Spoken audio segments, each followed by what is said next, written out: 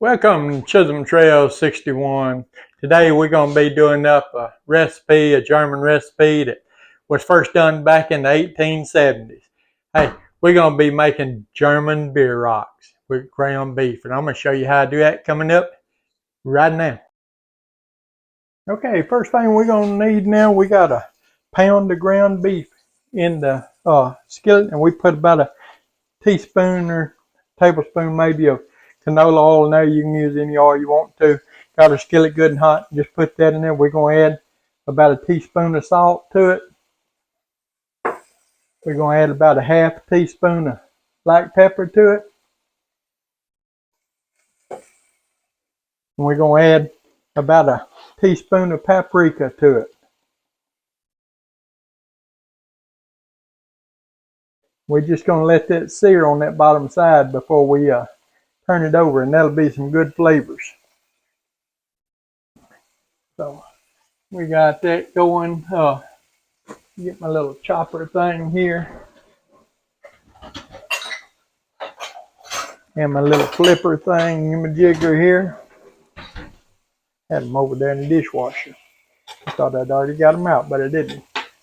But we just want to get us a little bit of a crust going on that bottom. You can probably hear it sizzling there.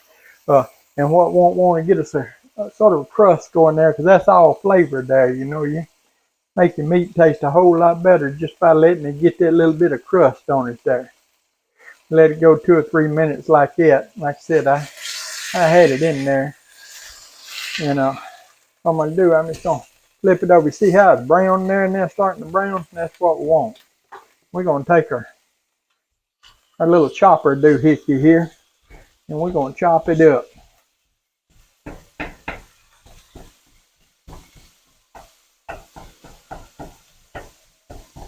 We got our heat on about medium high there right now.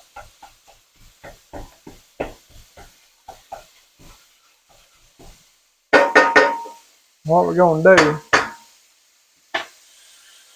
we got 1 medium onion here that we diced up. We're just going to drop it in there. And we got 1.5 cups of cabbage here that we just sliced up real finely. It's almost like you would see shredded lettuce. It's 1.5 cups of cabbage there. We're going to put it in there.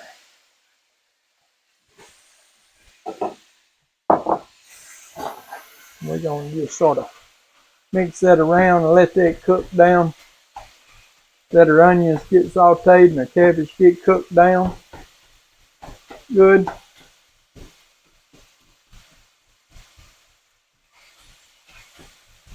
We're just going to continue to break it up, because we want it, you know, our meat to be in crumbles. You know, we don't want big pieces of meat. We just want it in crumbles. So we're going to continue to chop it up and stir it around, get it mixed up good, and get it all browned up. And once we get it all browned up and all of it mixed up good together there, then we'll bring you back. Okay, we've had it cooking for probably about 5-6 minutes here now, maybe 7. And you can see our cabbages got soft and our onions are sauteed. You can't hardly even see them in there anymore. And that's what it should look like whenever you get it done right there. So what we're going to do, we're going to cut our burner off, and we're going to move over to the island, and we'll finish this up right over there. Okay, what I have here is just a Pillsbury crescent. I mean, not a crescent, but a Pillsbury dough sheet. And I just unrolled it here on my cutting board, and I'm just rolling it out to probably about 12 by 14. Just sort of get it rolled out into about a 12 by 14. And then what we're going to do, we're going to cut it into 4 pieces. Try to get 4 even pieces. So we're just gonna cut it this way. And then we'll cut it this way.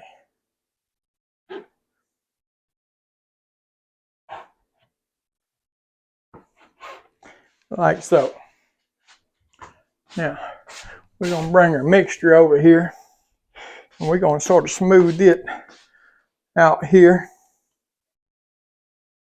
And what we're gonna do, we're gonna just sort of divide our mixture into four equal pieces, you know, 4 equal bunches there, I guess you could call it. And that's just gonna make it easier on us to keep it straight. We're just gonna take and spoon it right in the middle. Now, this is gonna be just a little bit, you'll think you got a whole lot there. I'm forgetting my cheese there. I was getting ahead of myself. Let me get my cheese out of here. I had it keeping it in the refrigerator so it wouldn't get warm and go to melting on me. But because I don't want it to start melting before I get it in here. We're just gonna layer cheese on each one of them. I'll just move that little bit that I got there over. I always forget to put my cheese on there, but just one slice of American cheese. Or any type of cheese you want. I'm using American cheese. Just one slice on each thing. I'm just going to scoop that up and put it over here. Like so. It'll be fine. And get this one on here. Boy, it'd been bad if I forgot to put my cheese on there now. Everybody likes cheese. Got to have the cheese on there. And I'm just going to finish putting that one on this one over here. Like I said, it's going to look like you got a lot in there. But believe me, it'll all work out. You just gotta stay with the process. When you get it on there, you just want to grab one corner and pull it up. And then the other corner and pull it up. And then a corner and pull up. Corner and pull up. I'll do that right there next to y'all here. Next, so y'all can see. And a corner and pull up. And pull all your corners up. You get it completely closed in. And then just sort of mash them together. And just roll it over. Now, I'm going to do one more and then I'll show so y'all can see what I'm doing. And then I ain't going to make y'all sit here and watch me do all 4 of them. Just spread 1/4 of your mixture here. Right on top of your cheese there.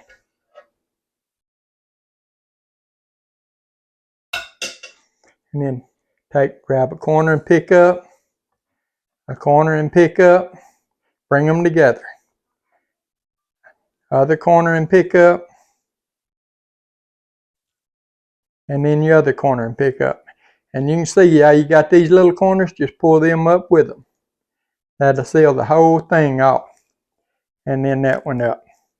And what it do, just mash them together some so that they'll hold. And then just roll it over like so. Alright, I'm going to do these other 2 and then I'll bring y'all back. Alright, now that we got all 4 of them done there, got them on a cookie sheet lined with parchment paper. What I'm going to do, just take and just lightly spray the top of them with cooking spray. I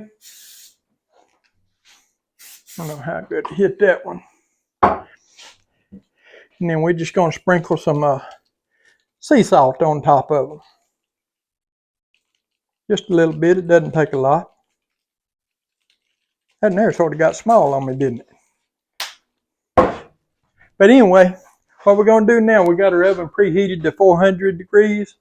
We're going to put them in the oven for 6 minutes. And then all we're going to do is just spin the tray around and let them go for 6 more minutes. And they'll be ready to go. And we'll bring you back at that time. Okay, we got our BIEROCKS out of the oven there. And you see how they're browned on the top. And remember that little bitty one that I had, the smaller one? Well, this is it. It ain't so small no more. We're going to take it over, and they still hot, people. They still hot. They just come out of the oven. But we're going to take this over, and we're going to cut into it and just look at the inside. It's going to be too hot for me to take a bite right now. But I just do want to cut into it and let y'all see what's on the inside, what it looks like on the inside. I'm just going to take this knife and just cut right down through it and let y'all see. Oh, look at that. Look at there, look at there. Man, is that going to be some good eating there. Hey, if you would, give the old video a thumbs up, like, share, comment, subscribe to our channel. We appreciate all of you do. We appreciate all of you take the time out of your day to watch our videos. German Beer Rocks. We'll see you on the next one.